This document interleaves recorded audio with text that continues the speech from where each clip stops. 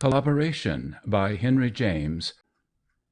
I don't know how much people care for my work, but they like my studio, of which indeed I am exceedingly fond myself, as they show by their inclination to congregate there at dusky hours on winter afternoons, or on long dim evenings when the place looks well with its rich combinations and low-burning lamps, and the bad pictures, my own, are not particularly visible. I won't go into the question of how many of these are purchased, but I rejoice in the distinction that my invitations are never declined.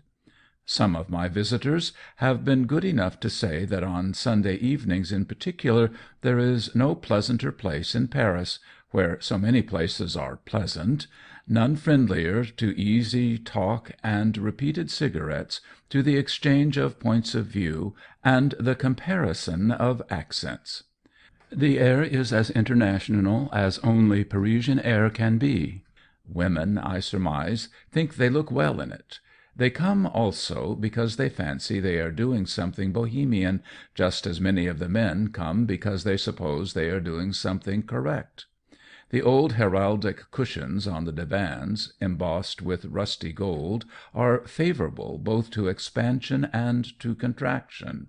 That, of course, of contracting parties, and the Italian brocade on the walls appeals to one's highest feelings.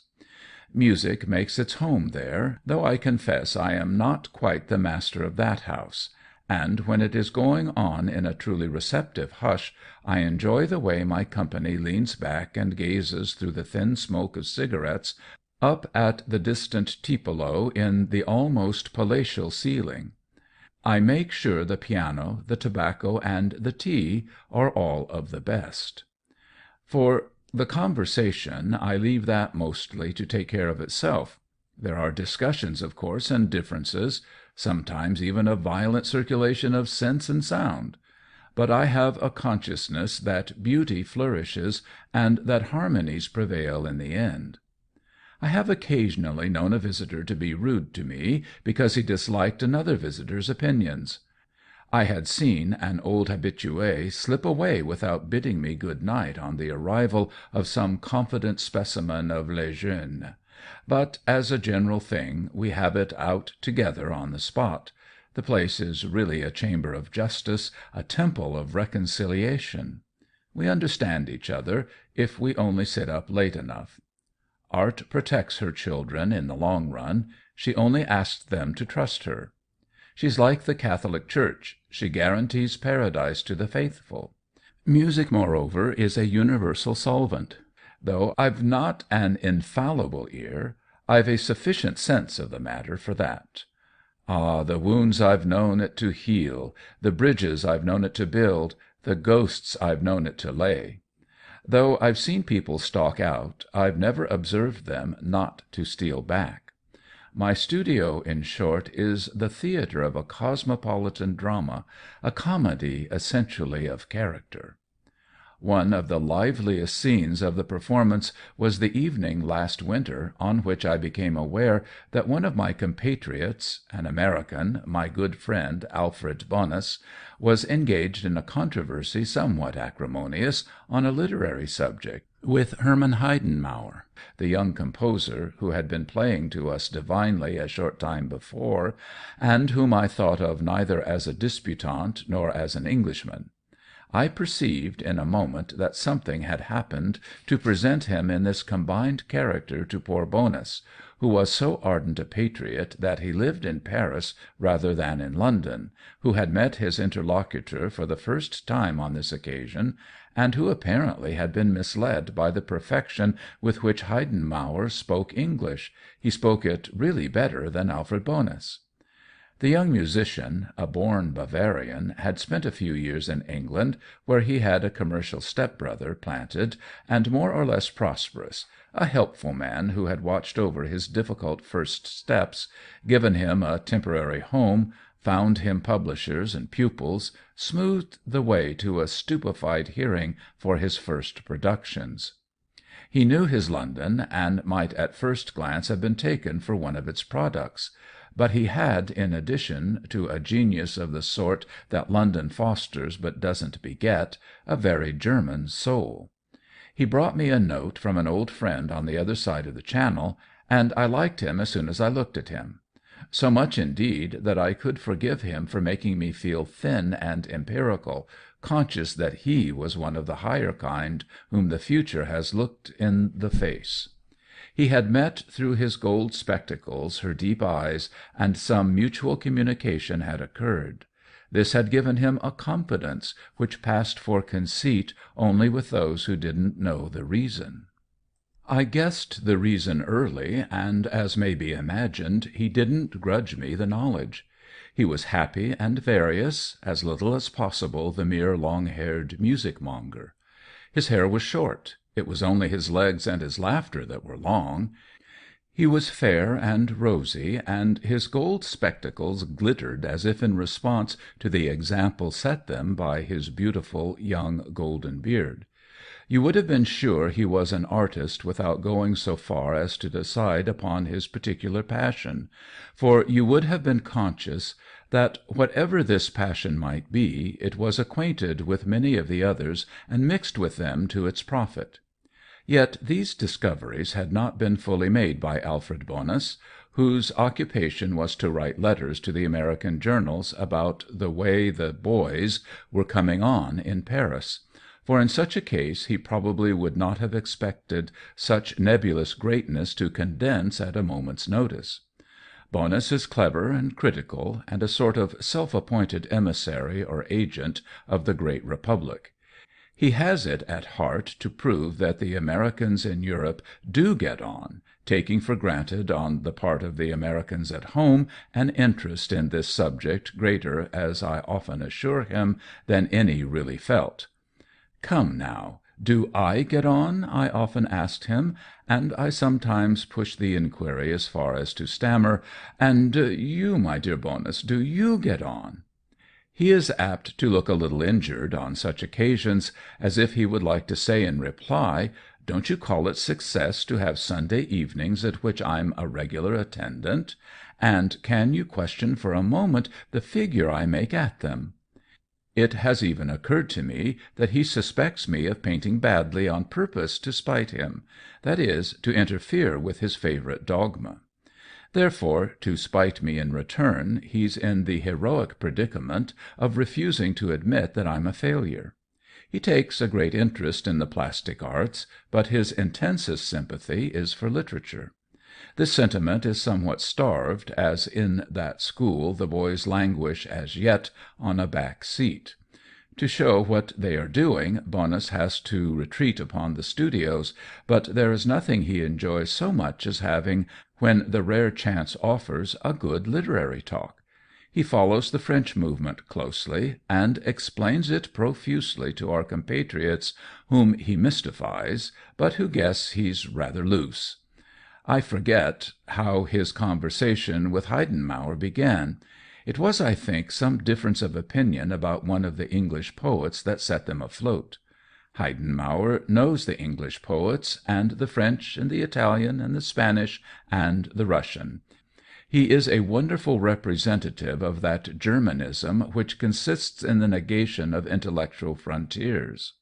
It is the English poets that, if I'm not mistaken, he loves best, and probably the harm was done by his having happened to say so.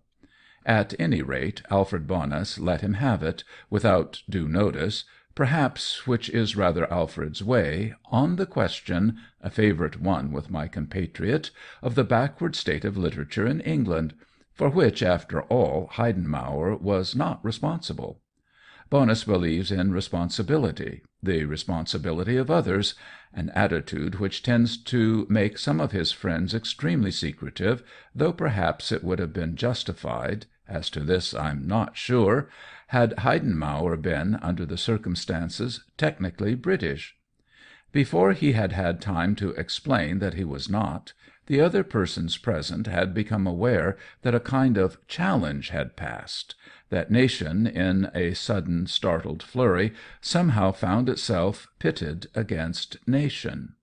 There was much vagueness at first as to which of the nations were engaged, and as to what their quarrel was about; the question coming presently to appear less simple than the spectacle, so easily conceivable, of a German's finding it hot for him in a French house, a house French enough at any rate to give countenance to the idea of his quick defeat. How could the right cause fail of protection in any house of which Madame de Brindes and her charming daughter were so good as to be assiduous frequenters? I recollect perfectly the pale gleam of joy in the mother's handsome face when she gathered that what had happened was that a detested German was on his defence. She wears her eternal mourning (I admit it's immensely becoming) for a triple woe, for multiplied griefs and wrongs, all springing from the crash of the Empire, from the battlefields of 1870. Her husband fell at Sedan, her father and her brother on still darker days. Both her own family and that of Monsieur de Brindes, their general situation in life, were, as may be said, creations of the Empire, so that from one hour to the other she found herself sinking with the wreck. You won't recognize her under the name I give her, but you may none the less have admired, between their pretty lemon-colored covers, the touching tales of Claude Lorraine. She plies an ingenious, pathetic pen, and has reconciled herself to effort and privation for the sake of her daughter. I say privation because these distinguished women are poor, receive with great modesty, and have broken with 100 of those social sanctities that are dearer to French souls than to any others. They have gone down into the market-place, and Paul de Brindes, who is 23 to-day and has a happy turn of keeping a water-color liquid, earns 100 francs here and there. She is not so handsome as her mother, but she has magnificent hair, and what the French call a look of race, and is, or at least was till the other day, a frank and charming young woman. There is something exquisite in the way these ladies are earnestly, conscientiously modern. From the moment they accept necessities, they accept them all, and poor Madame de Brindes flatters herself that she has made her dowerless daughter one of us others. The girl goes out alone, talks with young men, and although she only paints landscapes, takes a free view of the convenances. Nothing can please either of them more than to tell them they have thrown over their superstitions. They haven't, thank heaven, and when I want to be reminded of some of the prettiest in the world, of 1,000 fine scruples and pleasant forms, and of what grace can do for the sake of grace, I know where to go for it. It was part of this pious heresy, much more august in the way they presented it than some of the aspects of the old faith, that Paul should have become engaged, quite like a jeune mise, to my brilliant friend Felix Vandermeer. He is such a votary of the modern that he was inevitably interested in the girl of the future, and had matched one reform with another, being ready to marry without a penny, as the clearest way of expressing his appreciation, this favorable specimen of the type. He simply fell in love with Mademoiselle de Brindes, and behaved, on his side, equally like one of us others, except that he begged me to ask her mother for her hand. I was inspired to do so with eloquence, and my friends were not insensible of such an opportunity to show that they now lived in the world of realities. Vandermeer's sole fortune is his genius, and he and Paul, who confessed to an answering flame, plighted their troth like a pair of young rustics, or, what comes for French people to the same thing, young Anglo-Saxons. Madame de Brindes thinks such doings at bottom very vulgar, but vulgar is what she tries hard to be. She is so convinced that it is the only way to make a living. Vandermeer had had at the time only the first of his successes, which was not, as you will remember, and unfortunately for Madame de Brindes, of this remunerative kind. Only a few people recognized the perfection of his little volume of verse. My acquaintance with him originated in my having been one of the few. A volume of verse was a scanty provision to marry on, so that, still like a pair of us others, the luckless lovers had to bide their time. Presently, however, came the success, again a success only with those who care for quality, not with the rough and ready public, of his comedy in verse at the Français. This charming work had just been taken off, it had been found not to make money, when the various parties to my little drama met Heidenmauer at my studio. Vendemer, who has, as indeed the others have, a passion for music, was tremendously affected by hearing him play 2 or 3 of his compositions, and I immediately saw that the immitigable German quality was a morsel much less bitter for him than for the 2 uncompromising ladies. He went so far as to speak to Heidenmauer frankly, to thank him with effusion, an effort of which neither of the quivering women would have been capable. Vendemer was in the room the night Alfred Bonus raised his little breeze.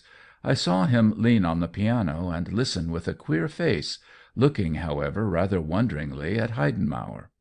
Before this I had noticed the instant paleness — her face was admirably expressive — with which Madame de Brindis saw her prospective son-in-law make up, as it were, to the original Teuton, whose national character was intensified to her aching mind, as it would have been to that of most Frenchwomen in her place, by his wash of English colour.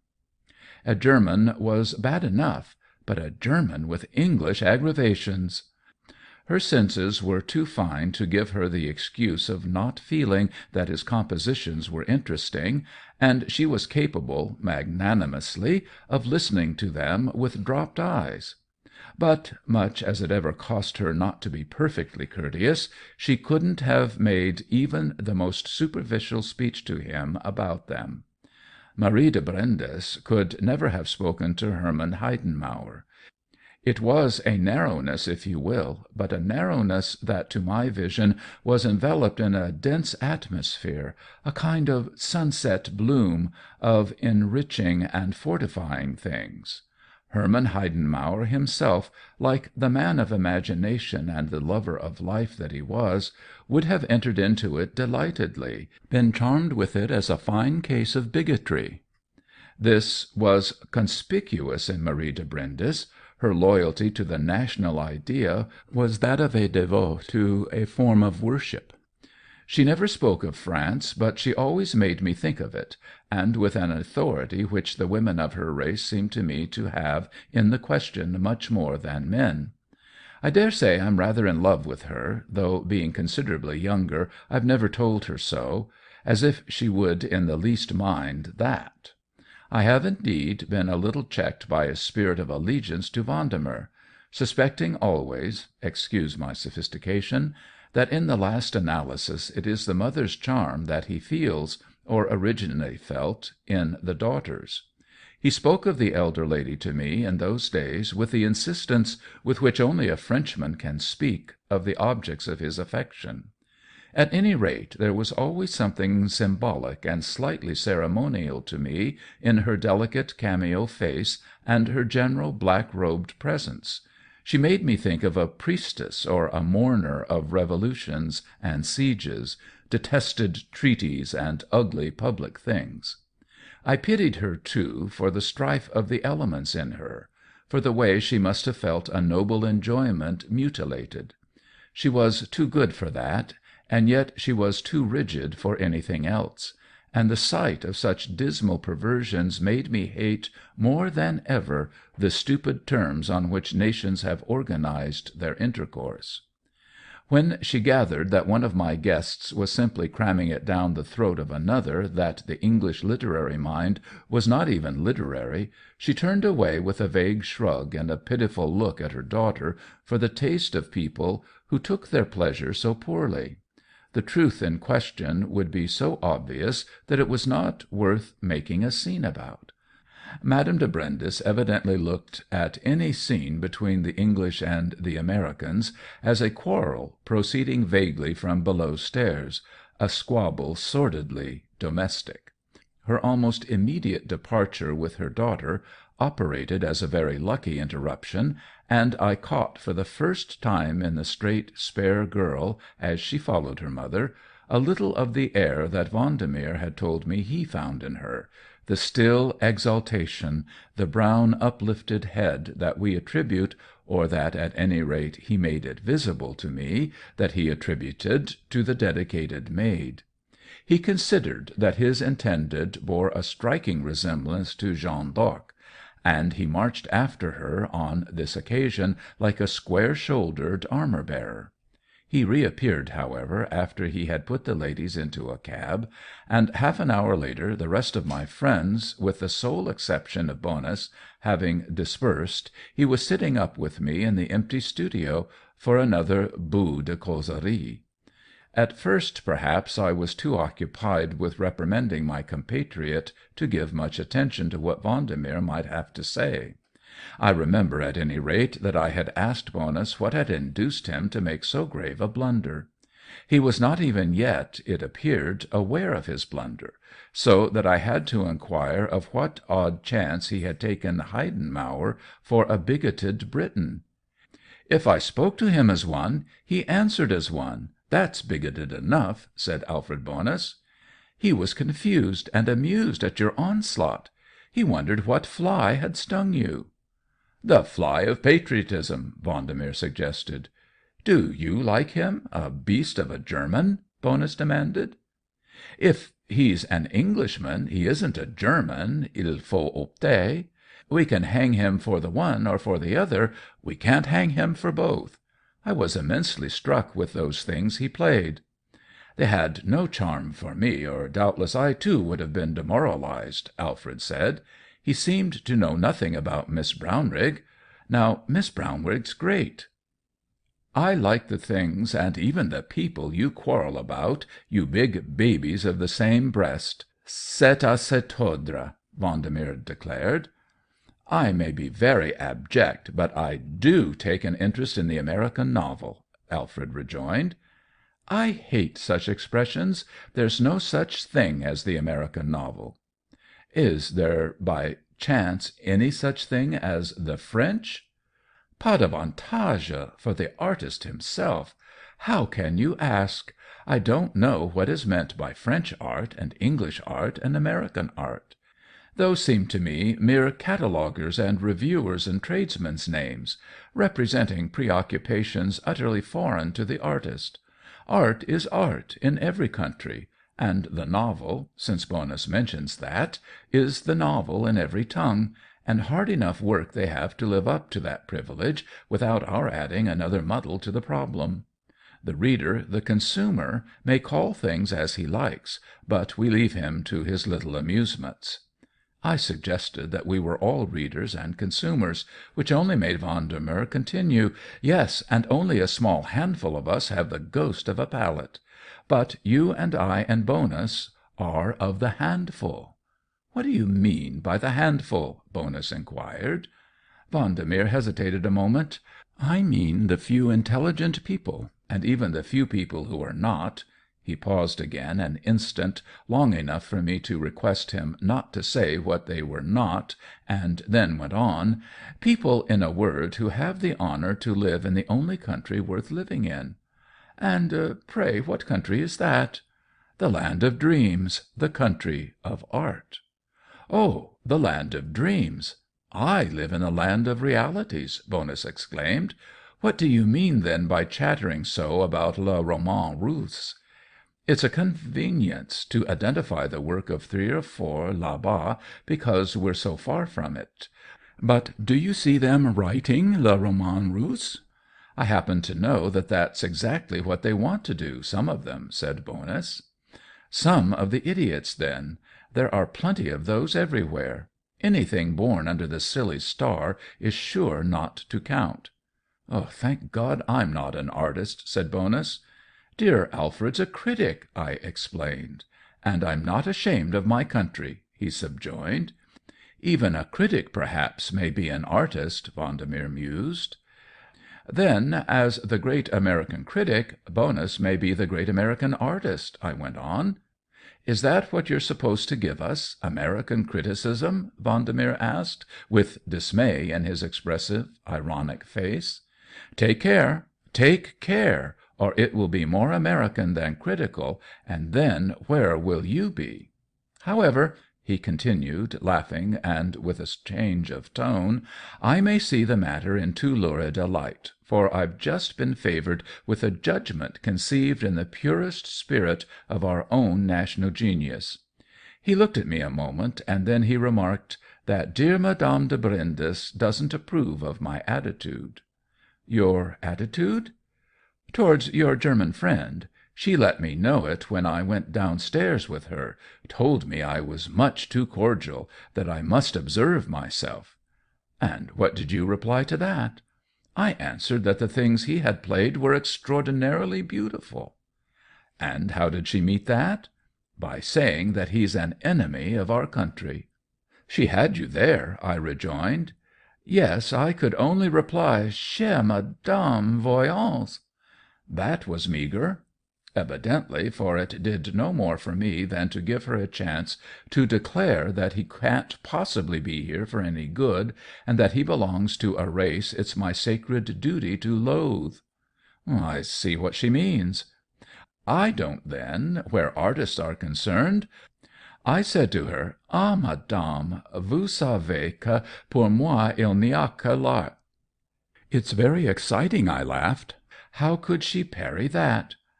"I know it, my dear child. But for him? That's the way she parried it."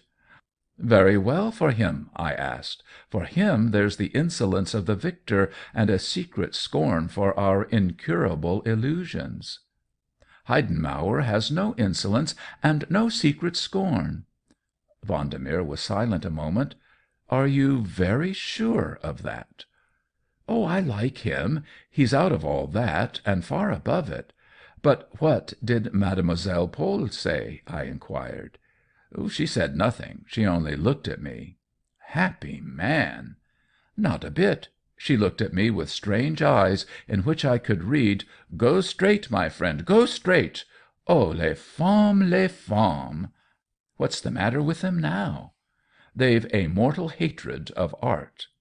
"It's a true, deep instinct," said Alfred Bonus.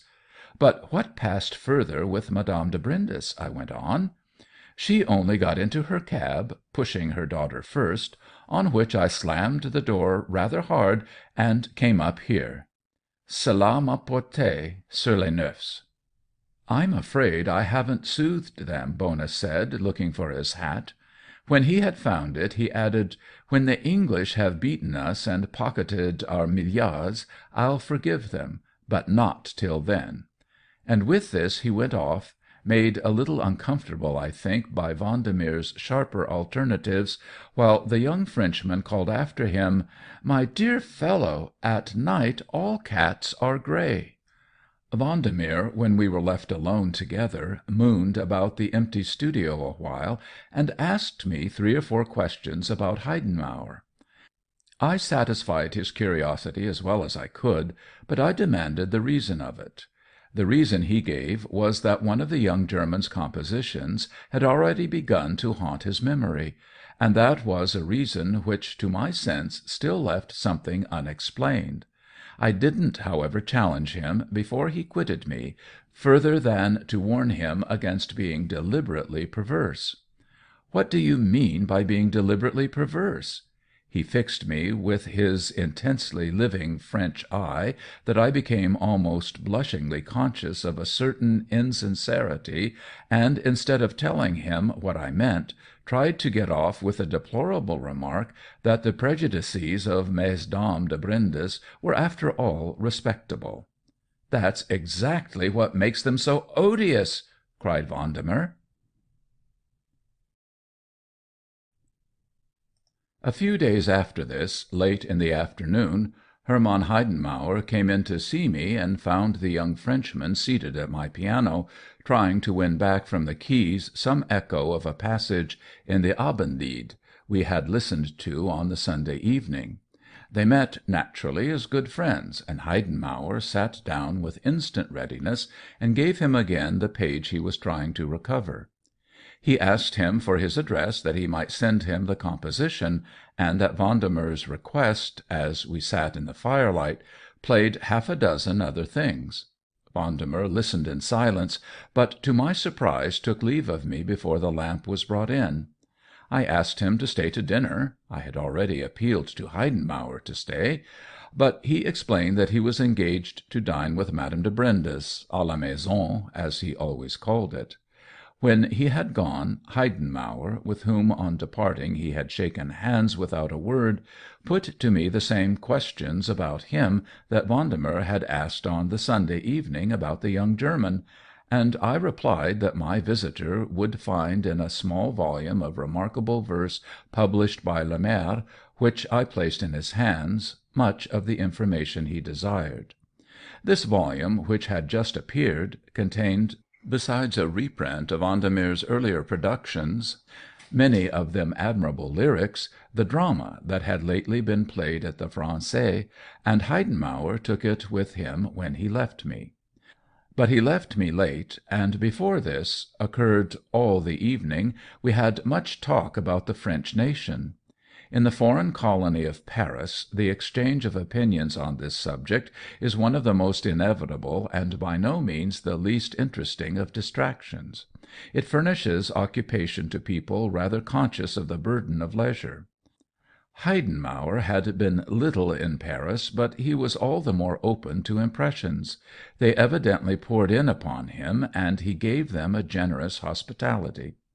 In the diffused white light of his fine German intelligence, old colors took on new tints to me, and while we spun fancies about the wonderful race around us, I added to my little stock of notions about his own. I saw that his admiration for our neighbors was a very high tide, and I was struck with something bland and unconscious, noble and serene in its absence of precautions, in the way he let his doors stand open to it. It would have been exasperating to many Frenchmen.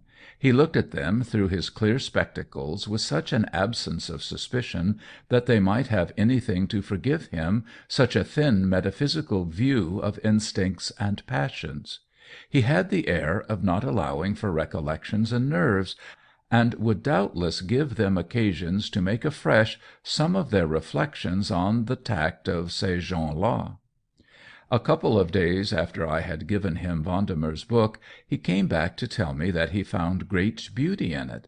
"It speaks to me, it speaks to me," he said with his air of happy proof. "I liked the songs, I liked the songs. Besides," he added, "I like the little romantic play. It has given me wonderful ideas, more ideas than anything has done for a long time. Yes, yes." "What kind of ideas?" "Well, this kind," and he sat down to the piano and struck the keys. I listened without more questions, and after a while I began to understand. Suddenly he said, "Do you know the words of that?" and before I could answer he was rolling out one of the lyrics of the little volume. The poem was strange and obscure, yet irresistibly beautiful, and he had translated it into music still more tantalizing than itself. He sounded the words with his German accent, barely perceptible in English, but strongly marked in French. He dropped them and took them up again. He was playing with them, feeling his way. "This is my idea," he broke out. He had caught it in one of its mystic mazes, and he rendered it with a kind of solemn freshness. There was a phrase he repeated, trying it again and again, and while he did so he chanted the words of the song as if they were an illuminating flame, an inspiration. I was rather glad on the whole that Vendemer didn't hear what his pronunciation made of them, but as I was in the very act of rejoicing, I became aware that the author of the verses had opened the door. He had pushed it gently, hearing the music. Then, hearing his own poetry, he had paused and stood looking at Heidenmauer. The young German nodded and laughed, and irreflectively, spontaneously greeted him with a friendly "Was sagen Sie dazu?" I saw Vendemer change color. He blushed red, and for an instant, as he stood wavering, I thought he was going to retreat. but I beckoned him in, and on the divan opposite me patted a place for him to sit. He came in, but didn't take this place. He went and stood before the fire to warm his feet, turning his back to us. Heidenmauer played and played, and after a little Vendemer turned round. He looked about him for a seat, dropped into it, and sat with his elbows on his knees and his head in his hands. Presently Heidenmauer called out in French above the music, "I like your songs, I like them immensely." But the young Frenchman neither spoke nor moved. When, however, 5 minutes later, Heidenmauer stopped, he sprang up with an entreaty to him to go on, for the love of God. "Voilà, voilà!" cried the musician, and with hands for an instant suspended, he wandered off into mysterious worlds. He played Wagner, and then Wagner again, a great deal of Wagner, in the midst of which abruptly he addressed himself again to Vendemer, who had gone still further from the piano, launching to me, however, from his corner a "Dieu, que c'est beau!" which I saw that Heidenmauer caught. "I've a conception for an opera, you know. I'd give anything if you'd do the libretto." Our German friend laughed out, after this, with clear good nature, and the rich appeal brought Vendemer slowly to his feet again, staring at the musician across the room, and turning this time perceptibly pale. I felt there was a drama in the air, and it made me feel a little nervous. To conceal which, I said to Heidenmauer, "What's your conception? What's your subject?" "My conception would be realized in the subject of Monsieur Vendemer's play, if he'll do that for me in a great lyric manner." And with this the young German, who had stopped playing to answer me, quitted the piano, and Vendemer got up to meet him. "The subject is splendid. It has taken possession of me. Will you do it with me? Will you work with me? We shall make something great." "Ah, you don't know what you ask," Vendemer answered, with his pale smile. I do. I've thought of it. It will be bad for me in my country. I shall suffer for it. They won't like it. They'll abuse me for it. They'll say of me, pis capendre." Heidenmauer pronounced it bis cabendre. "They'll hate my libretto so?" Vendemer asked. "Yes, your libretto. They'll say it's immoral and horrible. And they'll say I'm immoral and horrible for having worked with you," the young composer went on, with his pleasant, healthy lucidity. "You'll injure my career. Oh, yes, I shall suffer," he joyously, exultingly cried. "Et moi donc?" Vendemer exclaimed. "Public opinion, yes. I shall also make you suffer. I shall nip your prosperity in the bud." "All that's des bêtises. Tes bêtises," said poor Heidenmauer. "In art there are no countries." "Yes, art is terrible, art is monstrous," Vendemer replied, looking at the fire. "I love your songs. They have extraordinary beauty." "And Vendemer has an equal taste for your compositions," I said to Heidenmauer. "Tempter," Vendemer murmured to me with a strange look. "C'est juste. I mustn't meddle, which will be all the easier as I'm dining out and must go and dress. You two make yourselves at home and fight it out here." "Do you leave me?" asked Vendemer, still with his strange look. "My dear fellow, I've only just time." "We will dine together, he and I, at one of those characteristic places, and we will look at the matter in its different relations," said Heidenmauer. "Then we will come back here to finish.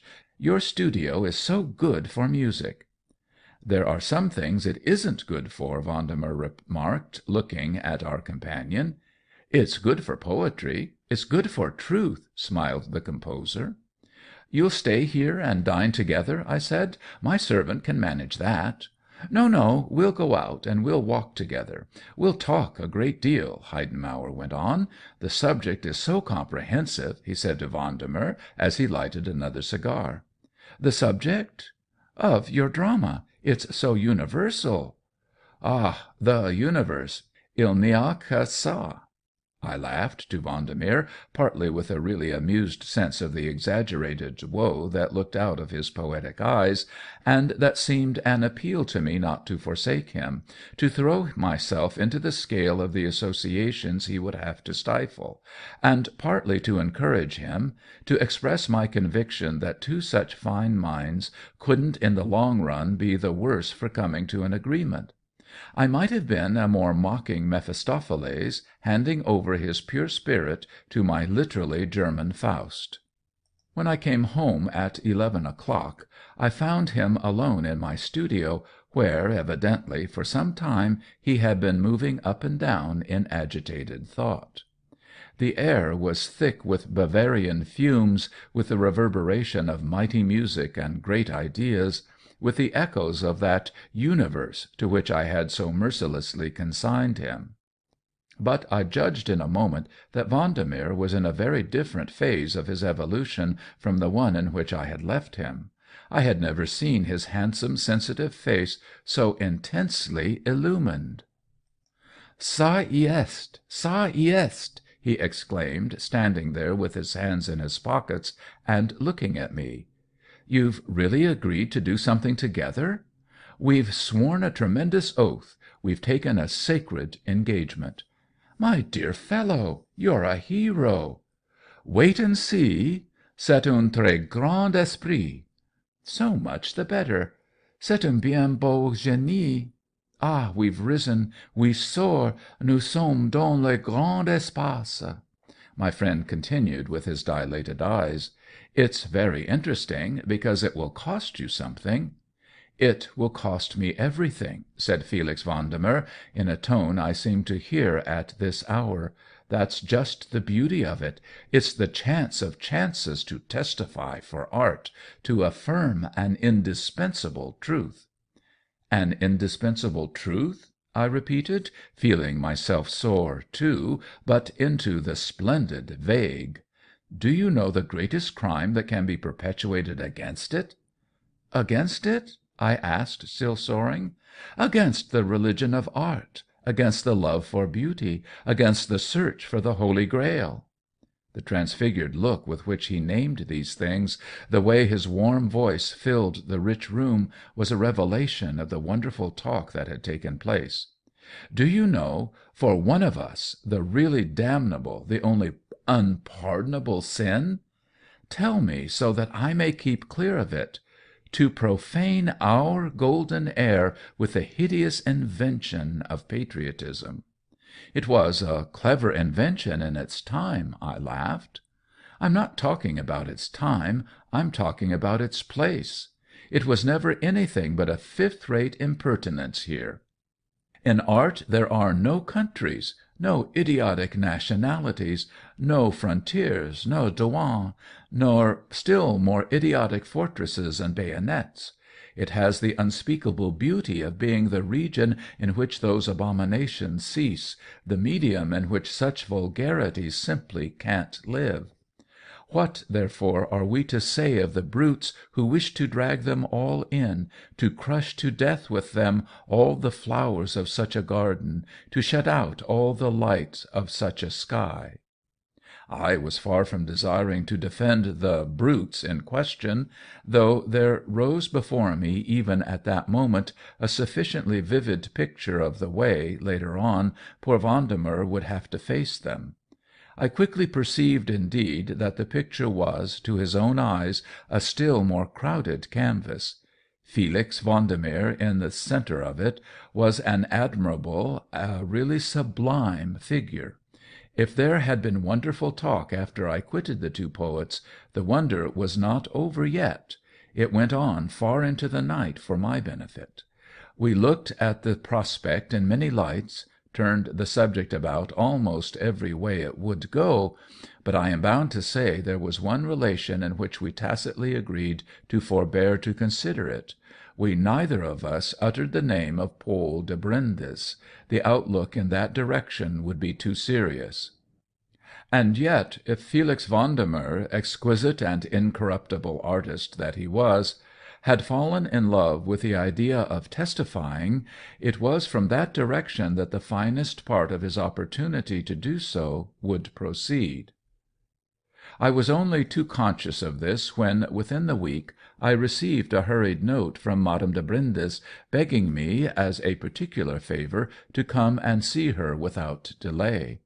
I had not seen Vendemer again, but I had had a characteristic call from Heidenmauer, who, though I could imagine him perfectly in a Prussian helmet, with a needle-gun, perfectly, on definite occasion, a sturdy, formidable soldier, gave me a renewed impression of inhabiting, in the expansion of his genius and the exercise of his intelligence, no land of red tape, no province smaller nor more pedantically administered than the totality of things. I was reminded afresh, too, that he foresaw no striking salon picture, no chic of execution, nor romance of martyrdom, or at any rate devoted very little time to the consideration of such objects. He doubtless did scant justice to poor Vendemer's attitude, though he said to me of him, by the way, with his rosy deliberation, "He has good ideas, he has good ideas. The French mind has for me the taste of a very delightful bonbon." He only measured the angle of convergence, as he called it, of their two projections. He was, in short, not preoccupied with the personal gallantry of their experiment, he was preoccupied with its aesthetic and harmonic basis. It was without her daughter that Madame de Brindis received me when I obeyed her summons in her scrap of a quatrème in the Rue de Miromesnil. "Oh, cher monsieur, how could you have permitted such a horror?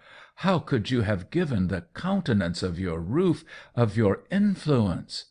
There were tears in her eyes, and I don't think that for the moment I have ever been more touched by a reproach. But I pulled myself together sufficiently to affirm my faith as well as to disengage my responsibility. I explained that there was no horror to me in the matter, that if I was not a German neither was I a Frenchman, and that all I had before me was two young men inflamed by a great idea and nobly determined to work together to give it a great form. A great idea? To go over to ces gens-là? To go over to them? To put yourself on their side? To throw yourself into the arms of those who hate us? To fall into their abominable trap? What do you call their abominable trap?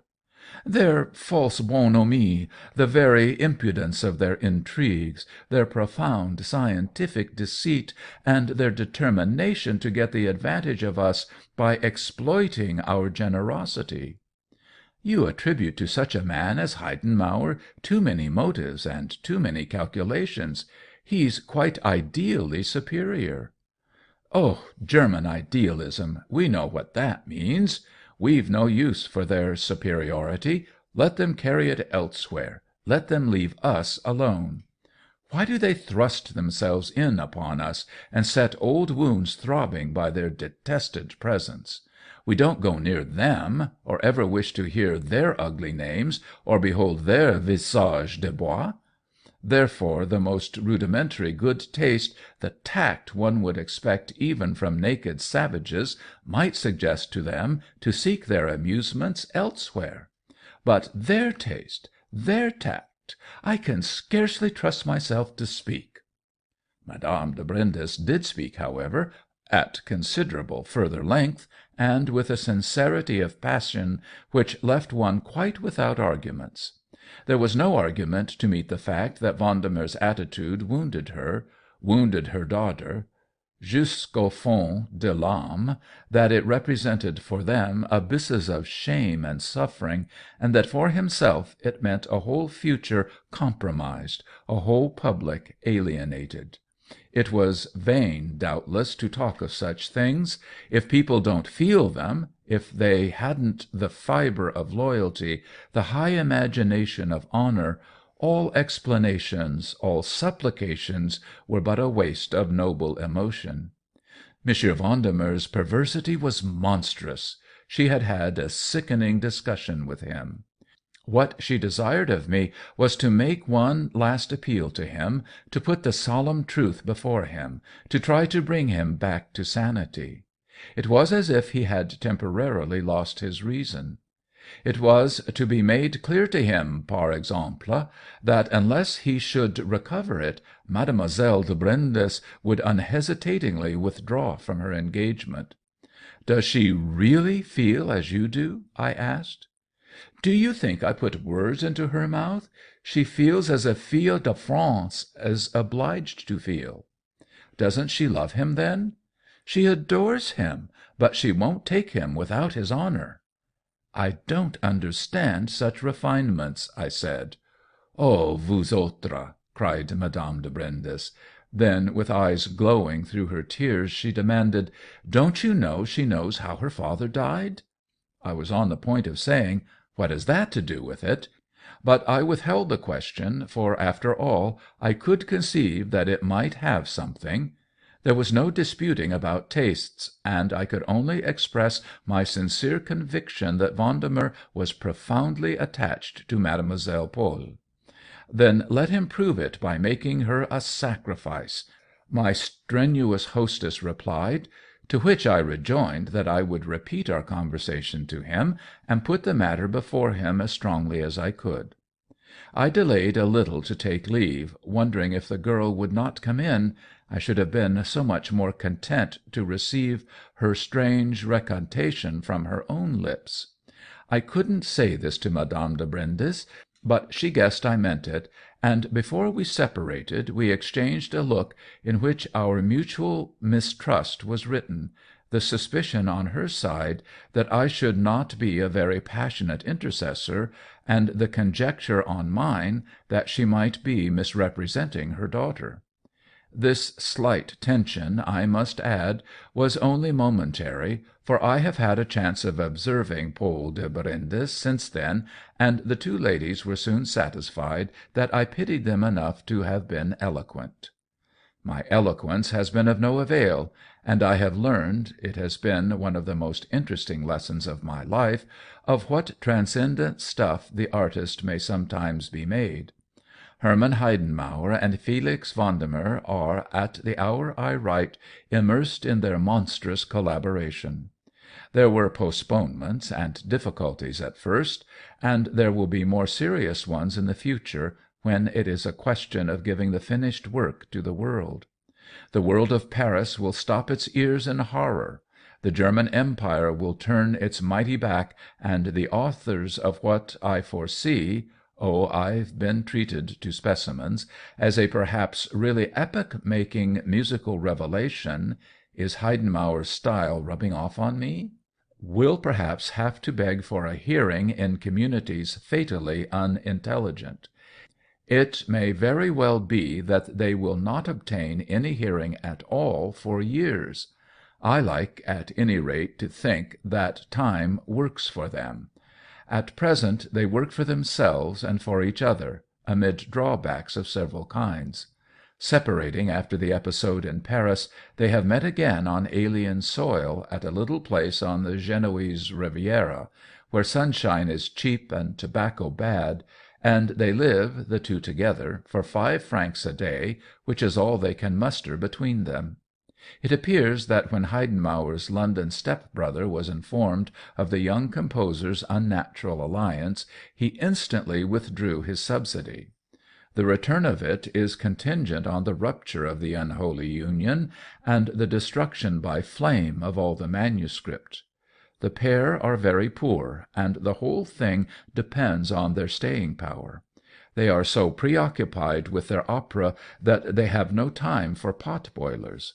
Vendemer is in a feverish hurry, lest perhaps he should find himself chilled.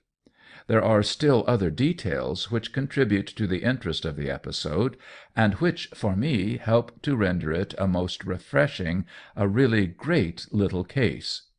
It rests me, it delights me. There is something in it that makes for civilization. In their way they are working for human happiness.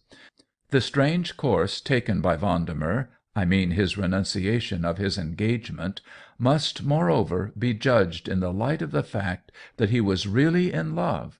Something had to be sacrificed, and what he clung to most — he's extraordinary, I admit — was the truth he had the opportunity of proclaiming.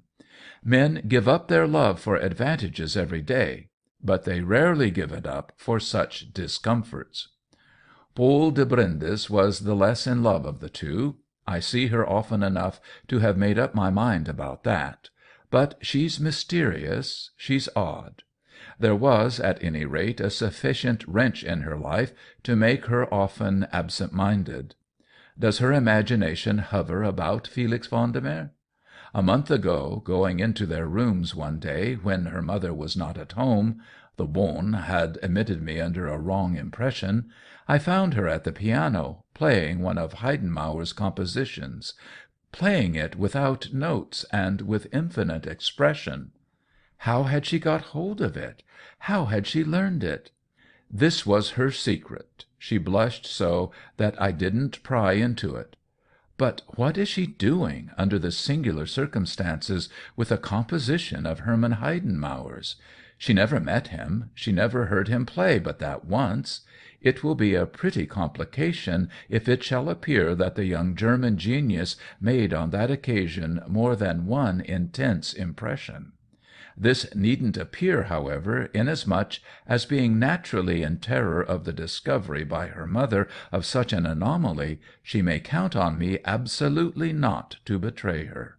I hadn't fully perceived how deeply susceptible she is to music.